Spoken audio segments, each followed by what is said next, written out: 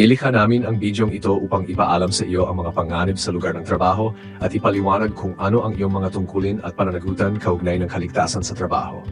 Matutuhan mo rin kung anong mga hakbang ang kailangang ipatupad upang makalikha ng ligtas na kapaligiran sa trabaho na siyang pangunahing layunin ng bawat responsibling employer. Upang magsimula, ipaliliwanag muna namin ang pagkakaiba ng dalawang pangunahing konsepto ng kaligtasan sa trabaho: hazard at risk. Ang hazard ay pangkalahatang tawag sa anumang bagay na maaring magdulot ng pinsala o sakit sa isang manggagawa sa proseso ng trabaho, habang ang risk naman ay ang posibilidad na mangyari ito o maaring mangyari. Una sa lahat, kailangan nating malaman kung paano tukuyin ang mga panganib sa proseso ng trabaho upang malaman din natin kung paano mababawasan ang mga panganib. Kinokontrol natin ang mga panganib sa pamamagitan ng tamang mga hakbang sa kaligtasan sa trabaho. Ang mga hakbang na ito ay maaring maging organisasyonal o technical. Narito ang ilang halimbawa ng mga hakbang sa kaligtasan sa trabaho. Maglagay ng angkop ng mga proteksyon sa kagamitan sa trabaho. Sanayin ang mga manggagawa kung paano ligtas na magtrabaho. Regular na inspeksyonin at subukan ang kagamitan sa trabaho. Markahan ang mga mapanganib na lugar gamit ang mga safety sign. Magbigay ng kinakailangang personal protective equipment, PPE. Mayroong iba't ibang karagdagang hakbang upang maiwasan at mabawasan ang bilang ng mga aksidente at mapanganib na sitwasyon sa trabaho. Ipapakita namin ang ilan sa mga ito sa bidyong ito.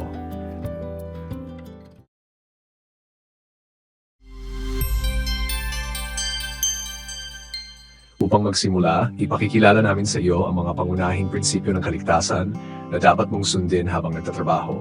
Dapat kang pumasok sa trabaho na nakapahinga, malusog at nasa maayos na kondisyon upang magampanan ng maayos ang iyong mga tungkulin. Kapag nagsimula ka sa bagong lugar ng trabaho, kailangan mo munang maging pamilyar sa kapaligiran.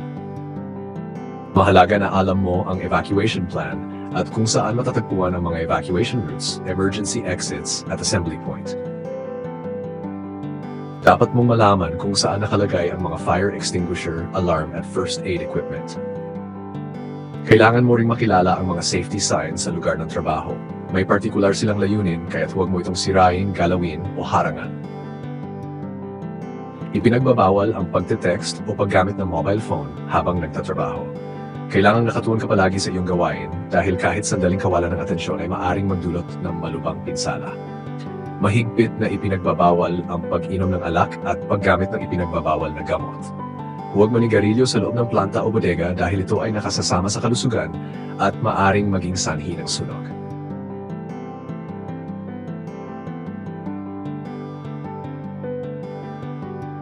Siguraduhing pamilyar ka sa pangunahing dokumento ng iyong employer tungkol sa kaligtasan sa trabaho, ang risk assessment. Dapat itong laging magagamit sa lugar ng trabaho.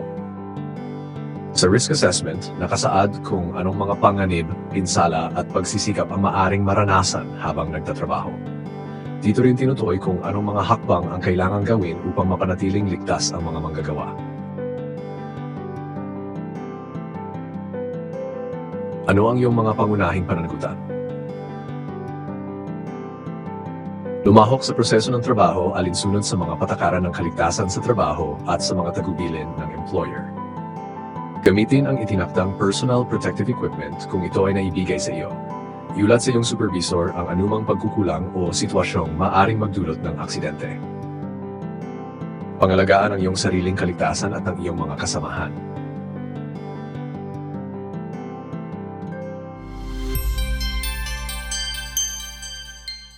Maaring uriin ang mga panganib sa lugar ng trabaho sa ilang kategorya batay sa kanilang kalikasan, potensyal na epekto at uri ng mga panganib. Narito ang ilang karaniwang uri ng mga panganib. Mechanical safety hazards, mga pisikal na panganib mula sa mga makina, kagamitan at iba pang kagamitang mechanical. Pagdulas, pagkatisod at pagkahulog.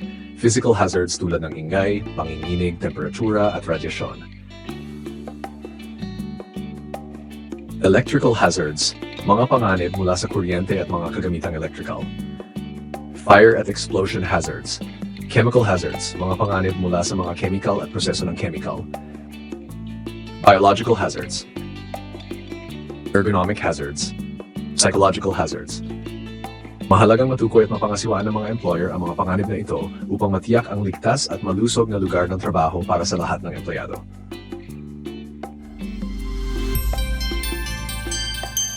Ang mga pagkahulog ay isa sa mga pinakaraniwang sanhi ng pinsala sa trabaho at madalas na nagresulta ito sa bali o malubhang komplikasyon. Ang pinakakaraniwang pagkahulog ay yaong nasa parehong antas ng sahig, sanhi ng pagkadulas, pagkatisod o pag-ikot ng kasukasuan. Karaniwang sanhi ng pagkahulog sa parehong antas ay sira o hindi pantay na sahig o hagdanan, hindi pantay na antas ng sahig sa pagitan ng mga lugar, baradong daanan o ruta ng transportasyon, natapong likido o basang sahig, mga kable o extension cord na nakaharang sa daraanan. Panatilihing malinis at walang bara ang lahat ng daanan at siguraduhing maayos ang ilaw sa lugar ng trabaho. Huwag mag-iwan ng mga kalakal, kahon, packaging o basura sa mga daanan.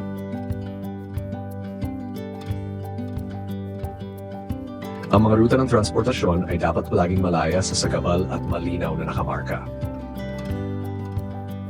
Ang pinakadelikado ay ang mga pagkahulog mula sa taas dahil madalas itong nagresulta sa maluba o nakamamatay na pinsala. Kapag nagtatrabaho sa taas, dapat gumamit ng angkop na scaffolding, work platforms o lifting baskets na idinisenyo para doon. Ipinagbabawal ang pag-angat ng tao gamit ang forklift na walang ligtas na basket. Kung gagamit ng hagdan, tiyaking ito ay nasa patag at matibay na lugar at siguraduhing hindi ito madudulas o ipasandal sa katrabaho para sa suporta. Sundin palagi ang 3-point contact rule. Dapat ay may 3 bahagi ng katawan, hal 2 paa at 1 kamay na nakadikit sa hagdan sa lahat ng oras. Ang single ladders ay dapat nakahilig sa anggulong 75 degrees na kilala rin bilang 4-1 rule. Halimbawa, kung may 12 baitang ang hagdan, dapat ay nakalayo ito sa pader ng humigit kumulang 3 baitang ang distansya. Ang mga trabaho sa taas na higit sa 3 metro kung saan may panganib ng pagkahulog at walang proteksyon na bakod ay itinuturing na special na kondisyon sa trabaho. Tanging mamanggagawang sumailalim sa medical na pagsusuri para sa ganitong gawain ang pinapayagan. Kapag mga ligtas na working surface at guardrail ay hindi sapat upang maiwasan ang panganib ng pagkahulog, kailangan gumamit ang manggagawa ng safety belt na may tali.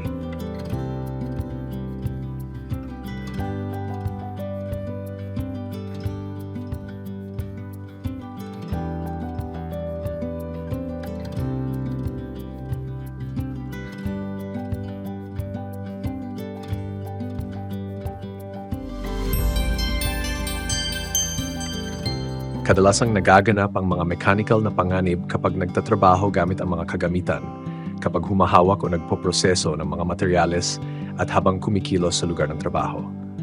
Ang mga pinagmumulan ng mechanical na panganib ay karaniwang mga bahagi ng makina na gumagalaw o naglilipat ng puwersa na maaring makasugat sa katawan ng manggagawa. Gayunpaman, maraming iba pinagmumulan ng mechanical na panganib sa proseso ng trabaho na maaring magdulot ng pagkabagok o pagkapisa ng katawan. Upang maprotektahan ang mga manggagawa laban sa mga mechanical na panganib, kinakabit ang mga proteksyon o safety guards sa mga umiikot at mapanganib na bahagi ng makina. Kadalasan, ang mga proteksyon ay nasa anyo ng mga takip, harang o bakod at maraming makina ngayon ang may mga built-in safety devices. Halimbawa, ang ilang makina ay may two-hand control system kung saan kailangang pindutin ng manggagawa ang 2 start button ng sabay upang maiwasan ang pag-abot ng kamay sa delikadong bahagi habang tumatakbo ang makina. Ang mga mas bagong makina ay maaring may mas sopistikadong automatikong proteksyon tulad ng mga photocell, sensor at iba pang teknolohiya. Ano man ang disenyo, dapat palaging nasa tamang lugar, maayos at gumagana ang lahat ng mga proteksyon. Minsan maaring maramdaman mong nakabagal ang mga safety device. Ngunit tandaan, ang paglalakad sa shortcut ay hindi laging nakapagmadali ng trabaho at ang mga improvisation ay maaring magdulot ng aksidente o tuluyang huminto ang produksyon kung may masaktan. Kaya't huwag kailanman alisin o harangan ang mga proteksyon ng makina upang pabilisin ang trabaho. Ito ay naglalagay sa panganib hindi lamang sa iyong buhay at kalusugan, kundi pati sa iba pang gumagamit ng kagamitan. Ang ganitong kilos ay maaari ring ituring na kriminal na paglabag na may kaukulang parusa. May 3 pangunahing tuntunin kapag gumagamit ng mga kagamitan sa trabaho. Una, ang kagamitan ay dapat gamitin lamang ayon sa layunin at mga kondisyon ng paggamit na itinakda ng tagagawa. Ikalawa, huwag gamitin ang anumang kagamitan kung hindi ka wastong sinanay at kwalipikado para rito. Ikatlo, Gamitin lamang ang kagamitan na nasa maayos na kondisyon. Tandaan din ang mga sumusunod. Basahin muna ang instruction manual bago gamitin ang anumang kagamitan. Alamin kung paano gumagana ang mga control, kung para saan ang bawat switch o button, at kung paano ihinto ang makina sa oras ng emerhensya. Bagamat ang employer ang may pananagutan sa pagkukumpuni at pagpapanatili ng mga kagamitan, tungkulin mong suriin araw-araw bago gamitin ito. Kung may nakitang sira, agad na ipaalam sa iyong supervisor. Kapag may kakaibang ingay, pang-ininig, sobrang init, o amoy ng nasusunog na insulation, itigil agad ang trabaho at ipagbigay alam sa responsable o sa maintenance. Huwag gamitin ang anumang kagamitan na tinanggal na sa serbisyo. Ang uniforme sa trabaho ay dapat nakabutones at nakasara. Iwasan ang paggamit ng kurbata, alahas, o anumang parte ng damit na maaring masabit sa gumagalaw na makina. Huwag magsuot ng headphones habang nagtatrabaho. Dapat ay komportable ang kasuotan, hindi masikip, hindi rin maluwag. Huwag gambalain ng ibang tao habang sila ay nagpatakbo ng makina. Bago umalis sa lugar ng trabaho, siguraduhin ang mga kagamitan ay naiwan sa ligtas na kondisyon at hindi makapagdudulot ng panganib sa iba. Hindi lamang ang malalaking makina ang mapanganib. Ang mga hand tools at maliliit na aparato ay maaari ring magdulot ng pinsala gaya ng hiwa o tusok.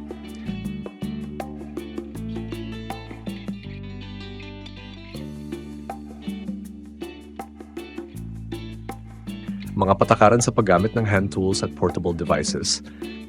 Suriin ng mabuti ang lahat ng kagamitan bago gamitin. Siguraduhin kumpleto ang mga bahagi at proteksyon. Isaalang-alang ang bigat at hugis ng kagamitan bago magsimula. Panatilihin ang tamang posisyon ng katawan habang nagtatrabaho. Magsuot ng tamang personal protective equipment para sa kamay at mata. Kapag nagtatrabaho sa maingay na makina, protektahan din ang iyong pandinig. Huwag magpasa ng kagamitan sa iba habang ito ay nakaandar. Kapag nagtatrabaho sa mataas na lugar, siguraduhin hindi mahuhulog ang mga gamit. Huwag maglagay ng matulis na kasangkapan sa bulsa ng pantalon. Kapag pumuputol ng material, laging gawin ito palayo sa katawan at magsuot ng protective gloves.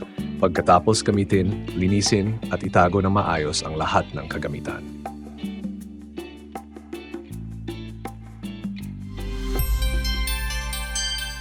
Dahil sa madalas na paggamit ng mga kagamitang electrical, madalas nating nakalilimutan ang tunay na panganib na dulot ng kuryente. Ang electric current ay maaring magdulot ng pinsala sa katawan o, sa malalang kaso, kamatayan. Ang mga karaniwang sanhi ng pagkakuryente ay maling grounding, sirang insulation ng mga kable, hindi wastong paghawak, pagkakahulog ng aparato, o kakulangan sa maintenance. Narito ang ilang mga panuntunan kapag nagtatrabaho gamit ang kuryente. Hawakan ng maingat ang mga kagamitang dekuryente. Iwasan ang anumang improvisation. Ilayo ang mga kable sa init, matutulis na gilid at mga gumagalaw na bahagi. Ipinagbabawal gamitin ang mga kable o extension cord kung ito ay may sira. Kung inilalagay sa lugar na dinadaanan ng tao, dapat itong may protective cover. Huwag labis-labis na gamitin o i-overload ang mga saksakan o extension cord. Kapag mainit o umiinit ang switch o plug, senyales ito ng overload at maaring magdulot ng sunog. Patayin agad at ipasuri sa kwalipikadong tao. Kapag may kakaibang amoy, tunog, spark o pakiramdam ng kuryente sa mga kagamitan, patayin agad at alisin sa saksakan.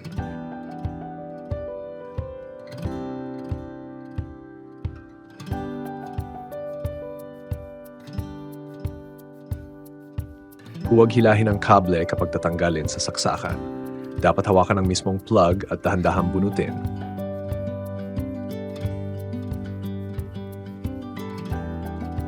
Huwag kailanman hawakan ang sirang switch, plug, o saksakan gamit ang mga daliri. Maaari itong may kuryente. Iulat kaagad ang anumang depekto na mapapansin mo sa mga electrical installation.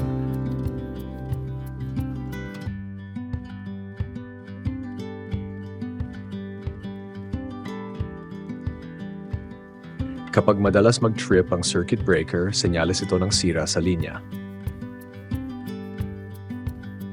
Huwag gumawa ng sariling kumpuni. Tanging kwalipikadong elektrisyan lamang ang maaring magsagawa nito. Mas mataas ang panganib ng pagkakuryente sa basa o mamasa-masang lugar.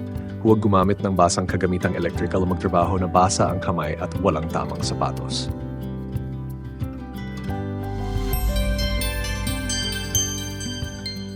Kapag mataas ang antas ng ingay sa lugar ng trabaho, hindi makikilahok ng maayos ang manggagawa sa proseso ng trabaho. Hindi siya makapag-usap ng malinaw, hindi niya maririnig ang mga tunog ng babala, at lahat ng ito ay nakaapekto sa kaligtasan at kalusugan sa trabaho. Bukod dito, ang manggagawang palaging nasa maingay na kapaligiran ay mas madaling mapagod at maging irritable, na kadalasan ay humahantong sa mga aksidente. Ang pinakamahalaga, ang ingay ay nakasisira ng pandinig. Kapag mas malakas ang ingay at mas matagal ang pagkakalantad dito, mas mabilis na magkakaroon ng problema sa pandinig ang manggagawa. Dahil dito, kapag nagtatrabaho sa maingay na kapaligiran, kailangan gumamit ng personal protective equipment para sa pandinig, tulad ng earmuffs o earplugs. Bukod sa ingay, ang panginginig o vibration ay may mapaminsalang epekto rin sa katawan ng tao. May dalawang uri ng vibration: palm hand vibration, whole body vibration. Ang palm hand vibration ay mga mechanical na panginginig na kapag dumaan sa mga kamay ay nagdudulot ng panganib sa kaligtasan at kalusugan, gaya ng mga sakit sa ugat, buto, kasukasuan at kalamnan.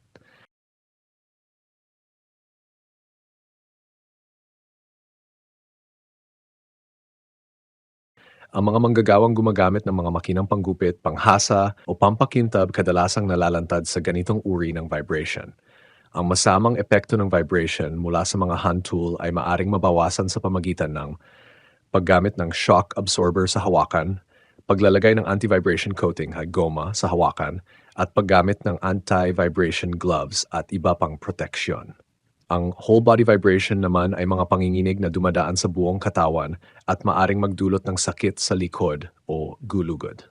Ang mga taong nagmamaneho ng self-propelled machines gaya ng forklift ay kadalasang nalalantad sa ganitong panganib.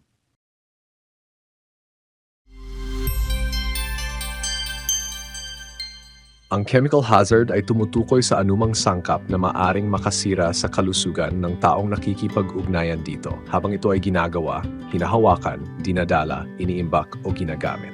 Ang mga chemical ay maaring nasa likido, solido o gas na anyo at maaring pumasok sa katawan sa mga sumusunod na paraan: sa pamamagitan ng paglanghap, inhalation, sa pamamagitan ng absorption sa balat o mata, o sa pamamagitan ng paglunok, ingestion. Ang mga chemical na ginagamit sa produksyon ay maaring maging corrosive, flammable o explosive. Ang mga toxic substances gaya ng solvent ay maaring magdulot ng pagkalason at pinsala sa mga laman loob. Ang mga corrosive substances gaya ng asido-alkali ay maaring makasira sa balat, mata at mga organong panghinga. Ang mga lubhang nasusunog o sumasabog na sangkap ay kinabibilangan ng mga basura, gasolina at iba't ibang langis o pampadulas. Narito ang ilang mga alituntunin kapag humahawak ng mapanganib na kemikal.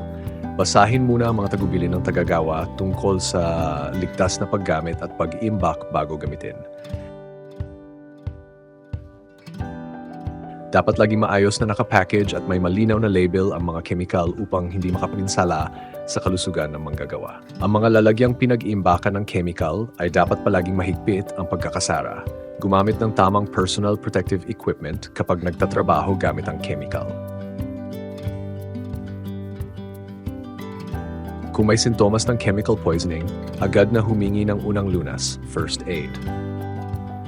Huwag kailanman gumamit ng mga bote ng tubig, juice, o iba pang inumin bilang lalagyan ng chemical dahil maaring aksidenteng mainom ito ng iba. Kung aksidenteng mainom ang chemical, uminom ng maraming tubig, huwag magsuka at agad pumunta sa doktor. Sabihin sa kanya kung anong likido ang nainom. Ang alikabok, dust mula sa makina o manual na pagproseso ng mga materyales sa isa ring panganib sa kalusugan. Ang epekto nito ay depende sa chemical composition at sa tagal ng pagkakalantad. Maaring magdulot ng allergy, pagkalason o cancer.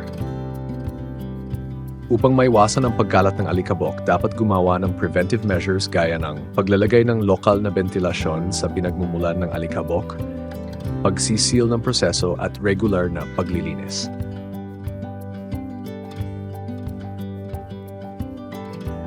Kung hindi ganap na maalis ang alikabok, dapat gumamit ng respiratory protection, mask o respirator. Bukod sa alikabok, maaring may halong usok, gas at singaw, fumes, gases, vapors sa hangin ng pabrika. Maari itong makairita, makasira sa baga o maging sanhi ng pagkalason.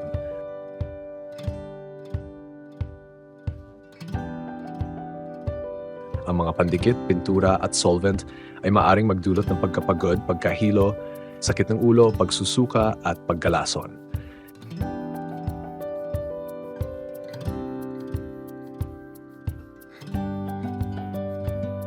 Kaya kapag nagtatrabaho sa ganitong kondisyon, panatilihin ang personal hygiene, gumamit ng tamang PPE, siguraduhin gumagana ang ventilation system at kung wala, buksan ang mga bintana o pinto para sa maayos na ventilasyon.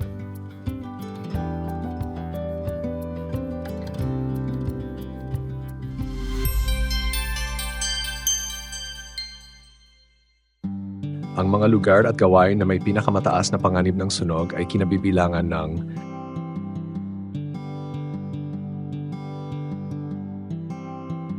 mga imbakan ng flammable o explosive materials, gas cylinder storage, mga lugar na may cleaning agents o solvent, basurahan o storage ng basura, mga kagamitan at instalasyon na maaring magpasimula ng apoy, paggamit ng pandikit, paggamit ng open flame, paggamit ng spark-producing tools, boiler rooms at power plants, at mga device na gumagamit ng baterya. Upang mapanatili sa ligtas na antas ang panganib ng sunog, kailangang ipatupad ang mga fire safety measures. Narito ang iyong mga tungkulin. Kapag gumagamit ng mga kasangkapan na nagbubuga ng apoy o spark, siguraduhing may fire extinguisher na malapit, lalo na kung may malapit na nasusunog na material.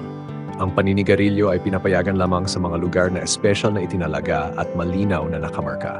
Huwag manigarilyo malapit sa imbakan ng mga flammable materials. Gamitin ng tama ang mga flammable substances at huwag itong gamitin malapit sa init o bukas na apoy. Gamitin ang mga makina at kagamitan ayon sa layunin nito, huwag i-overload.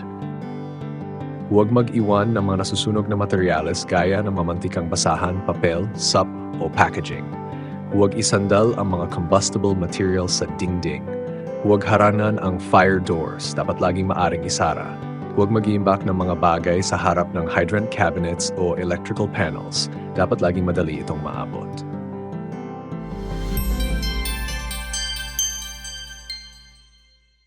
Araw-araw tayong nagbubuhat at nagdadala ng mga bagay nang hindi gaanong iniisip ang tamang paraan. Ngunit ang maling pagbubuhat o labis na pagod ay maaring magdulot ng pinsala at sakit. Kaya't kailangang matutunan ang tamang paraan ng pagbubuhat at pagdadala ng karga. Narito kung paano ito gawin. Tumayo malapit sa kargang bubuhatin at humarap sa direksyong iyong pupuntahan. Maglagay ng malapad na puwesto ng mga paa para sa balanse. Isang paa ay bahagyang nasa unahan. Umupo o mag-squat ng sapat upang mahawakan ng maayos ang bagay. Panatilihing tuwid ang mga balikat at likod. Siguraduhing matatag ang pagkakahawak upang hindi madulas o mabigla ang katawan habang nagbubuhat. Buhatin ang karga malapit sa katawan hanggat maaari. Ang mabigat na bahagi ay dapat nasa tabi ng katawan. Itaas ng dahan-dahan gamit ang mga kalamnan ng binti, hindi ng likod, hanggang sa tuluyang makatayo ng tuwid.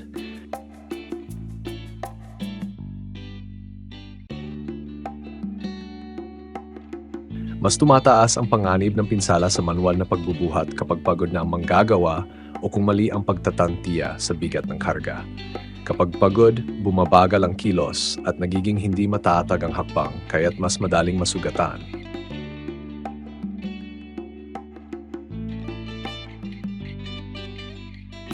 Kailanman na posible, gumamit ng mga mechanical na tulong tulad ng trolley, handcart o pallet jack. Laging pumili ng uri ng transportasyong naayon sa laki at bigat ng karga. Bago magbuhat, ilagay ang trolley sa posisyong madali mong maikakarga ang mga bagay at siguraduhin hindi ito gagalaw. Huwag maglagay ng mga kalakal na lalampas sa gilid ng trolley at tiyaking matatag ito bago itulak. Kapag nagtutulak ng kargang may gulong, mas ligtas ang pagtulak kaysa paghila. Ang bilis ng pagtulak o paghila ay hindi dapat hihigit sa normal na bilis ng paglalakad. Mahigpit na ipinagbabawal ang sumakay o magsakay ng tao sa mga kagamitan sa kargamento. Kung hindi posible na alisin ang mga panganib sa pamamagitan ng disenyo ng kagamitan o organisasyon ng trabaho, dapat magbigay ang employer ng angkop na personal protective equipment sa mga manggagawa na gagamitin sa mapanganib na kondisyon. Ang personal protective equipment ay anumang kagamitan na isinusuot o hawak ng manggagawa upang maprotektahan ang sarili laban sa isa o higit pang panganib na maaring magdulot ng pinsala o sakit. Ang PPE ay dapat akma sa uri ng gawain at magbigay ng sapat na antas ng proteksyon. Tungkulin mong gamitin ang itinaktang PPE ayon sa mga tagubilin ng employer at sa risk assessment. Depende sa mga panganib, ang PPE ay maaring magprotekta sa lahat ng bahagi ng katawan, kabilang ang mata, tainga, ulo, kamay, mukha, paghinga at paa.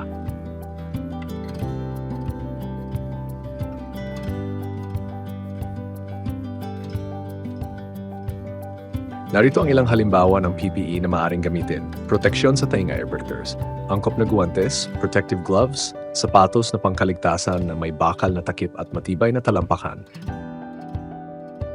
goggles o salaming proteksyon, full face shield, respiratory protection, mask or respirator, protective helmet, reflective vest, safety harness para sa trabaho sa taas, at iba pang kagamitan depende sa gawain.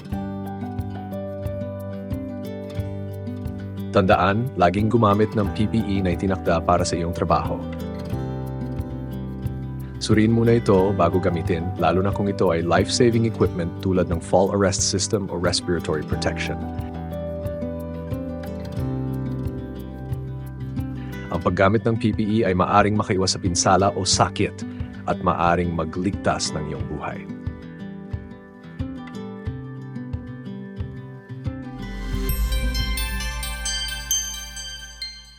Ang kaligtasan at kalusugan sa trabaho ay dapat laging unahin sa bawat gawain. Hindi ito dapat ituring na formalidad lamang sapagkat ang pagwawalang bahala sa mga patakaran ng kaligtasan ay maaring magbanta sa buhay. Habang nagtatrabaho, gawin ang lahat upang maiwasan ang aksidente. Sundin ang mga tagubilin ng iyong employer, huwag maliitin ang mga panganib at laging maging maingat. Sa proseso ng trabaho, bawat isa ay may sariling tungkulin at pananagutan sa kaligtasan. Ang employer ay dapat magtaguyod ng positibong kultura sa trabaho at magpatupad ng maayos na sistema ng kaligtasan at kalusugan sa trabaho. Ngunit tandaan, ikaw mismo ang may pinakamalaking pananagutan sa sarili mong kaligtasan. Ang iyong mga desisyon at paraan ng pagtatrabaho ang magiging susi sa iyong kaligtasan. Bagaman ang pananagutan ay individual, ang kaligtasan sa trabaho ay palaging pangkatang gawain, teamwork. Kaya mahalagang makipagtulungan sa employer at sa kanyang mga kinatawan. Iulat sa iyong supervisor ang lahat ng aksidente, sugat at pagkasira ng kagamitan. Mahalaga ito upang magkaroon ng buong kaalaman ang iyong tagapamahala sa mga panganib sa proseso ng trabaho.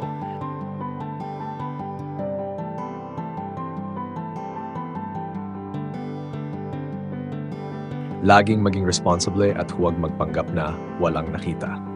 Tandaan, ang hindi pagsunod sa mga patakaran ng kaligtasan ay maaring magdulot ng disciplinary action o pagkakatanggal sa trabaho. Iulat ang lahat ng aksidente at pinsala. Huwag mahiyang magsabi dahil tungkulin ng iyong supervisor na malaman ang lahat ng may kinalaman sa kaligtasan ng kanyang mga tauhan. Kung may nakikita kang mali, huwag mag-atubiling magmungkahi ng mas ligtas na solusyon. At ilang huling paalala, walang trabaho o gawain na mas mahalaga kaysa sa iyong kalusugan. Kung hindi mo magagawa ang isang gawain sa ligtas na paraan, huwag mo itong gawin. Kapag may alinlangan ka o sa tingin mo ay delikado o lampas sa iyong kakayahan ng isang gawain, humingi ng tulong sa iyong supervisor. Kung susundin mo ang mga patakarang ipinakita sa bidyong ito, mababawasan ang posibilidad ng aksidente sa trabaho at makakauwi kang ligtas at malusog sa iyong pamilya.